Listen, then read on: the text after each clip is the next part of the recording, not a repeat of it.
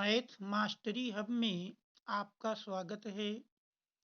आज हम इंटरमीडिएट गणित में अवकल समीकरण की कोटि और घात के बारे में पढ़ेंगे।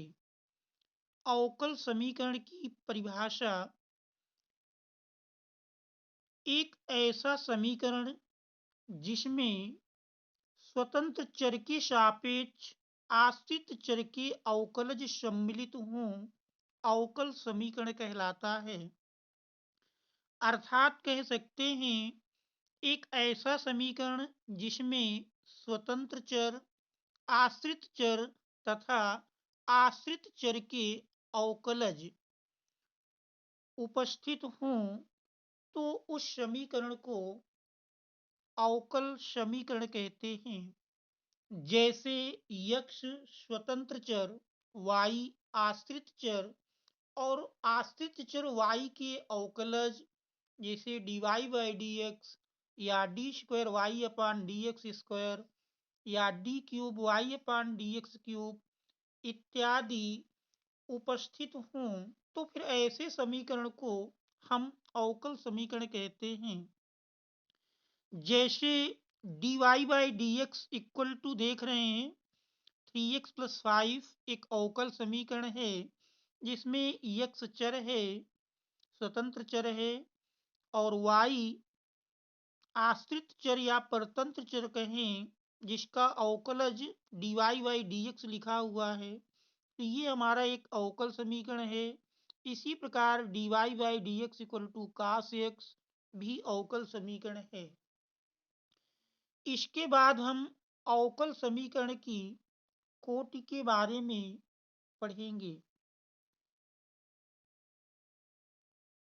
अवकल समीकरण की कोटि order of A differential equation महत्वपूर्ण है, एग्जाम में काफी पूछा जाता है। तो अवकल समीकरण की कोटि को परिभाषित करेंगे। किसी अवकल समीकरण में उच्चतम अवकलज, देखिए अवकलज जैसे dy बाई डी एक्स या D square Y upon D x square या D cube Y upon D x cube, इसमें उच्चतम अवकलज की बात कह रहा है। यदि अवकल समीकरण में जो सबसे उच्चतम अवकलज होगा उसी की कोटि को अवकल समीकरण की कोटि कहते हैं। जैसे dy बाई डी एक्स देख रहे हैं, dy बाई डी एक्स ये हमारा प्रथम कोटि का अवकलज है, इसलिए इस अवकल समीकरण की कोटि प्रथम कोटि होगी, या कह सकते हैं एक कोटि का ये अवकल समीकरण है।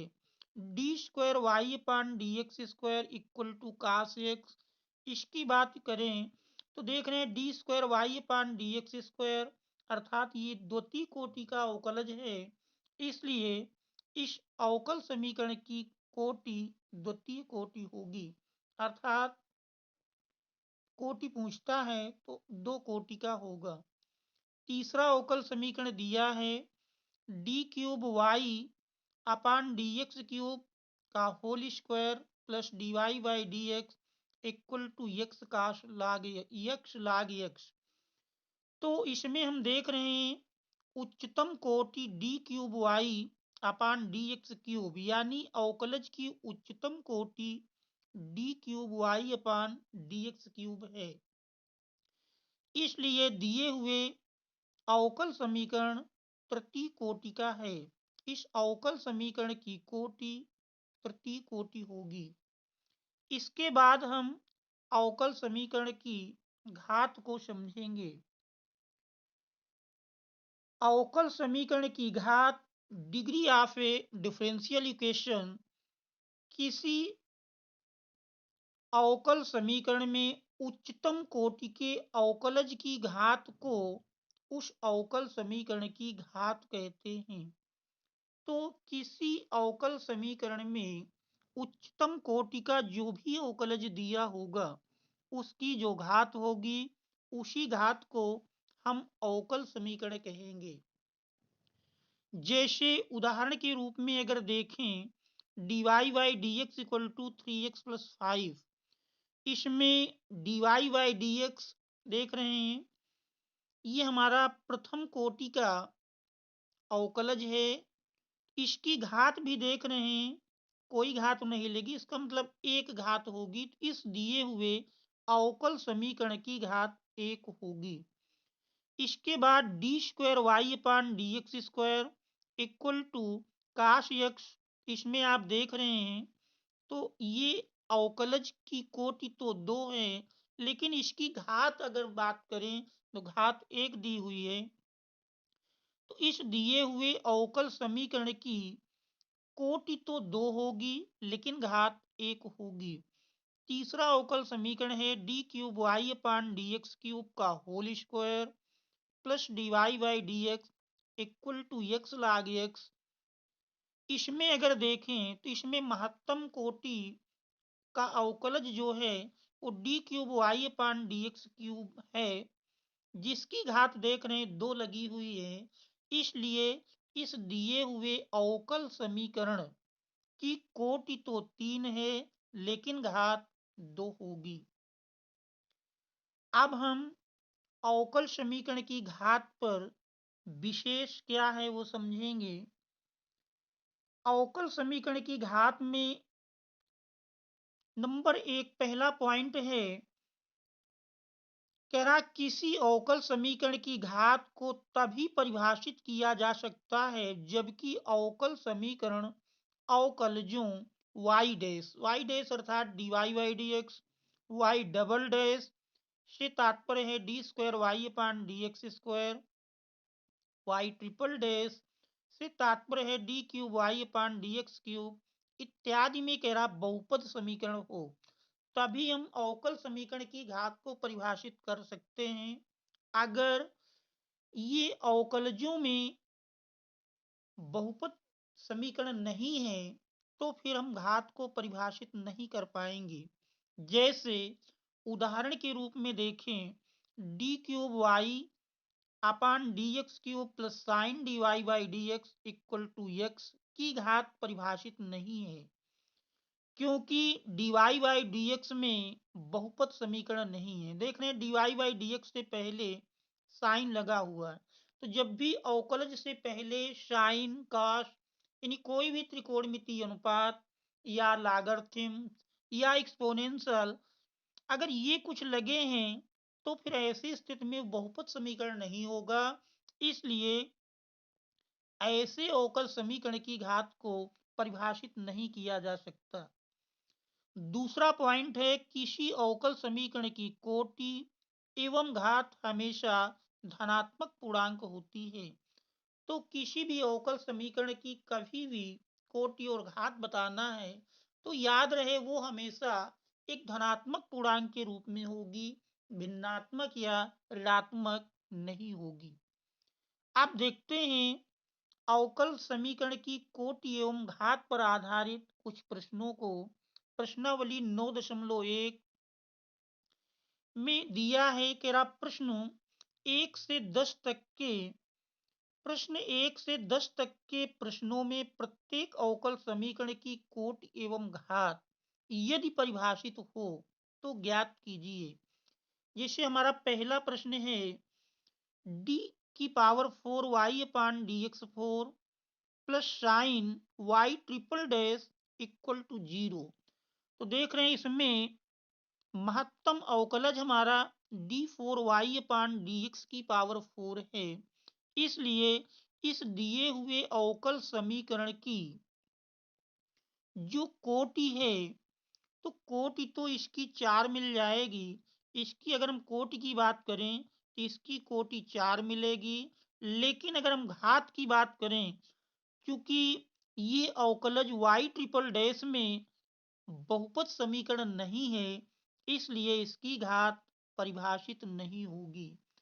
तो पहले प्रश्न में कोटि तो चार मिलती है लेकिन इसकी घात परिभाषित नहीं है।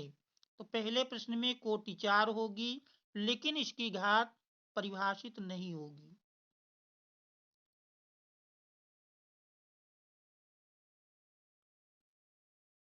आप प्रश्न नंबर 2 की अगर हम बात करें तो प्रश्न नंबर 2 में दिया है y dash plus 5y equal to 0। तो देख रहे हैं वाई डैश यानी d Y by D x plus 5y equal to 0। तो इसमें महत्तम अवकलज की जो कोटि है वो एक है, इसलिए ये प्रथम कोटि का अवकलज है। और इसकी घात की बात करें तो चूंकि d Y by D x की कोई घात नहीं लगी, इसका मतलब एक घात है। तो ये प्रश्न नंबर 2 हमारा एक कोटि और एक घात का ही अवकलज समीकरण है, अवकल समीकरण है। तो इसकी कोटि भी एक होगी और घात भी होगी। तीसरे प्रश्न में अगर देखें तो तीसरा प्रश्न में दिया है, तीसरे में कह रहा है d s upon d t की power 4 plus 3s d square s upon d t square equal to 0। इस दिए हुए अवकल समीकरण में हम देख रहे हैं कि जो महत्तम अवकलज है वो हमारा d two s upon d t two है, अर्थात ये द्वितीय कोटि का अवकल समीकरण है। जो अवकलज है क्योंकि इसकी कोटि 2 है इसलिए यही महत्तम है। तो ये दिया हुआ अवकल समीकरण हमारा द्वितीय कोटि का है। अब चूंकि इसकी घात कुछ भी नहीं लगी है इसलिए घात एक मानी जाएगी।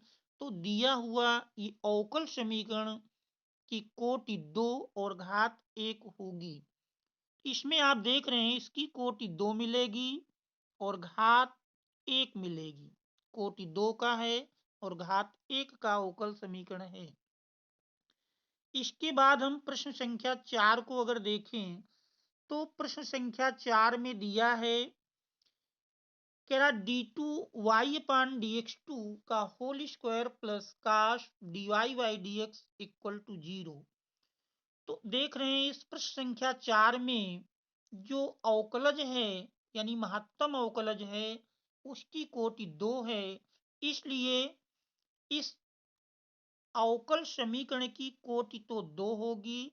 और चूंकि घात जो हमारा महत्तम अवकलज होता है उसी की घात देखी जाती है, लेकिन सारे अवकलज बहुपद समीकरण होने चाहिए। तो यहाँ पर देख रहे हैं d Y by D x हमारा ये बहुपद समीकरण नहीं है, इसलिए इसकी घात परिभाषित नहीं है। तो कोटि तो 2 है लेकिन घात इसकी परिभाषित नहीं। तो कोटि 2 मिलेगी लेकिन घात परिभाषित नहीं है।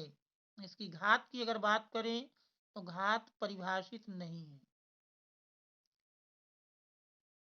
अब हम प्रश्न संख्या 5 की अगर बात करें तो प्रश्न संख्या 5 में दिया है D square Y upon D x square equal to cos 3x plus sine 3x। तो देख रहे हैं इसमें महत्तम अवकलज d square Y upon D x square है जिसकी कोटि 2 और इसकी चूंकि घात कुछ नहीं तो इसकी कोटि 2 और घात 1 होगी। तो कोटि 2 और घात 1 का है। अब हम प्रश्न संख्या 6 अगर देखें तो 6 में दिया है वाई ट्रिपल डैश का whole square plus y double dash का whole cube plus y dash की पावर 4 प्लस वाई की पावर 5 इक्वल टू 0। इसमें देख रहे हैं अवकलज महत्तम महत्तम अवकलज जो है वाई ट्रिपल डैश, इसलिए इसकी जो कोटि मिलेगी वो 3 मिल जाएगी। और देख रहे हैं महत्तम अवकलज की जो घात है वो 2 है, इसलिए इसकी घात 2 हो जाएगी। अब हम प्रश्न संख्या 7 को अगर देखें, 7 में दिया है y triple dash plus 2y double dash plus y dash equal to 0। Y triple dash देख रहे हैं महत्तम अवकलज तृतीय कोटि का है, इसलिए प्रश्न संख्या 7 में जो कोटि होगी वो 3 होगी। और घात की बात करें चूंकि इसमें कोई घात नहीं है तो इसलिए उसकी घात 1 होगी। अब हम बात करें प्रश्न संख्या 8 में। 8 में दिया है y dash plus y equal to e की पावर एक्स। इसमें हम देख रहे हैं वाई डैश अर्थात d Y by D x तो इसकी कोटि 1 और घात भी 1 होगी। तो प्रश्न संख्या 8 में कोटि 1 और घात भी 1 ही होगी। अब हम देखते हैं प्रश्न संख्या 9। 9 में दिया है y double dash plus y dash का whole square plus 2i equal to 0। तो इसमें चूंकि महत्तम अवकलज y डबल डैश अर्थात इसकी कोटि 2 मिलेगी और चूंकि इसकी कोई घात नहीं लगी तो इसलिए इसकी घात 1 हो जाएगी। तो प्रश्न संख्या 9 कोटि 2 और घात 1 का अवकल समीकरण है। प्रश्न संख्या 10 की अगर हम बात करें तो y double dash plus 2i dash plus sine y equal to 0। y double dash देख रहे हैं महत्तम अवकलज की कोटि है इसलिए इसकी कोटि 2 होगी। और अगर हम घात की बात करें क्योंकि इसमें कोई घात नहीं लगी है इसलिए इसकी घात भी 1 होगी। आप प्रश्न संख्या 11 में देखें तो 11 में अवकल समीकरण दिया है कह रहा d square Y upon D x square का whole cube plus D Y by D x का whole square plus sine d Y by D x plus 1 equal to 0 की घात पूछ रहा है।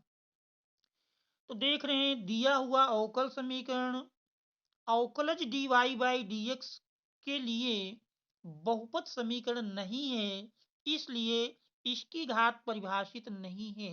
इसमें ऑप्शन डी सही है, इसकी घात परिभाषित नहीं है। अब हम बात करें प्रश्न संख्या 12 की। 12 में अवकल समीकरण अवकल समीकरण 2x square into d square Y upon D x square minus 3 d Y by D x plus y equal to 0 की कोटि है। इसमें चूंकि कोटि पूछ रहा है तो देख रहे हैं महत्तम अवकलज d square Y upon D x square है इसलिए इस दिए हुए अवकल समीकरण की कोटि 2 होगी।